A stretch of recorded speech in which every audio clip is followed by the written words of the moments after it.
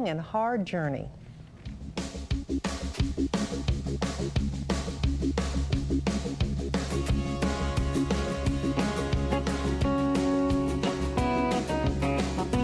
At Naperville Central High School, Sean Payton had to wait his turn for playing time. The starter that year happened to be my son, and my son started over him just because he was a year older. It was a matter of experience. That was his crutch early on in college as well. Not highly recruited when he entered Eastern Illinois University in 1982, Payton was one of 6 quarterbacks on the roster. And he was at the bottom of the pecking order.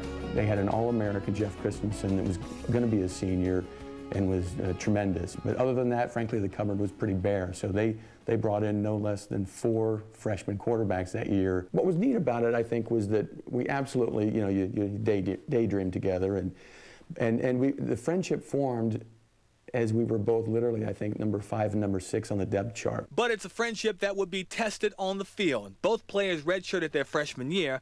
In year 2, Rafferty won the starting quarterback job, while his roommate faded into the shadows. The competitor, wants the chance to compete and wants to beat the other person out. I mean, I think we did a wonderful job, both of us, of leaving it on the field. It was competitive. Carl Walworth is the publisher of the Journal-Gazette and Times-Courier in neighboring Mattoon, Illinois.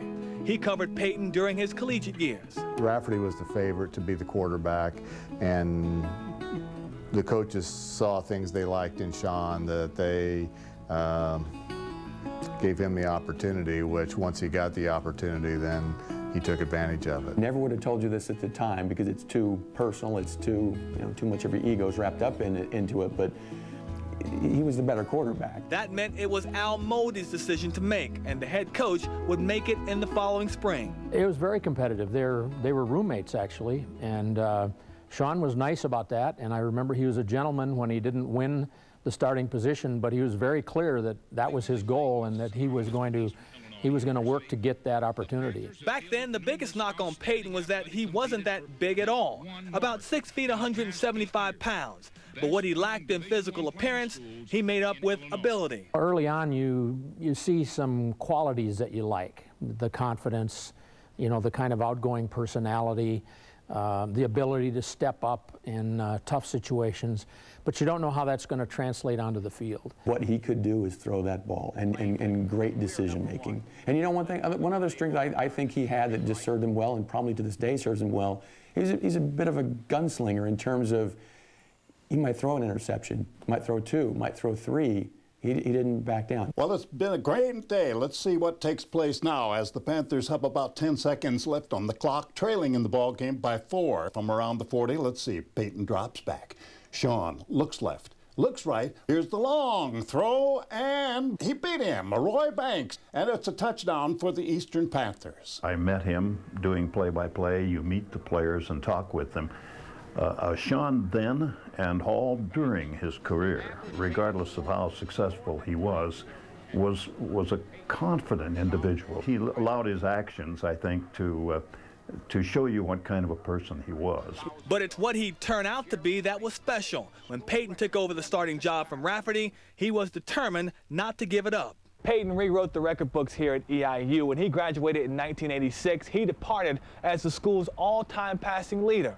In fact, his 10,655 yards ranked him 3rd all-time in college football. The offense Payton guided was so explosive, they named it Eastern Airlines. When he entered the game, he took over, and he made the plays, and he demonstrated very clearly why he was the guy to lead EIU at that time. Payton's proficiency in the pocket got him to the NFL, albeit during the strike year of 1987. It didn't last too long. It was only 3 games worth, and he played for Coach Ditka. We were very excited about it. We went to see it. He played for Ditka.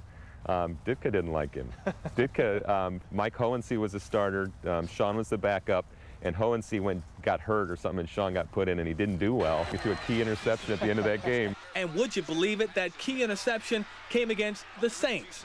It's true. Shortly afterwards, Payton's NFL career was over, but he'd continue playing in Arena League and in England, and that's where the coaching bug first bit him. No one could have predicted with 100% certainty that Sean Payton would one day wind up in the NFL as a head coach, but graduating from Eastern Illinois University certainly didn't hurt. Currently, there are 3 Panther alums serving as head coaches in the NFL, and Payton, Denver's Mike Shanahan, and Minnesota's Brad Childress. It's a credit, really, to the way they've hired, at least since 1978. I don't think it was by design that they were going to be the place to develop future NFL head coaches, but at least in many of the cases, you could see them developing. Payton's development as a head coach began 25 years ago, back in Naperville. Everyone saw it, but few chalked it up to more than just Payton being inquisitive in everything he did.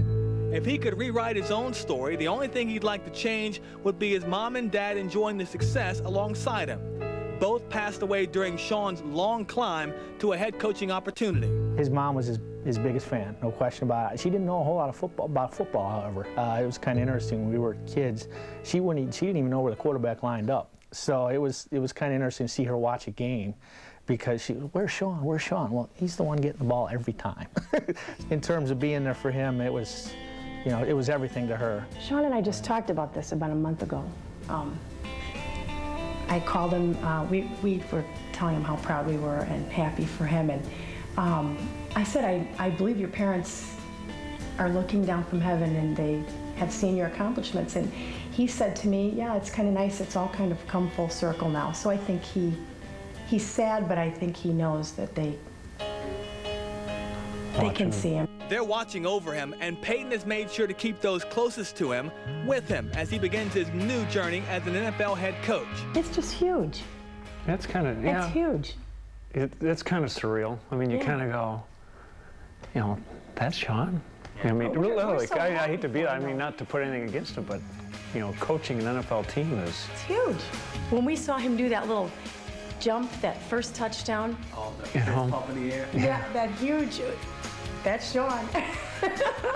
That's Sean 81? That's Sean 81, yeah. He has great knowledge of the game, and he is a player's coach, and he relates to those people in a way that I believe that he's going to get the best of their ability that they have to give to him, and they will play for him. From Charleston, Illinois, I'm Juan Kincaid, Eyewitness News Night Watch. Incredible story. Don't forget, you can watch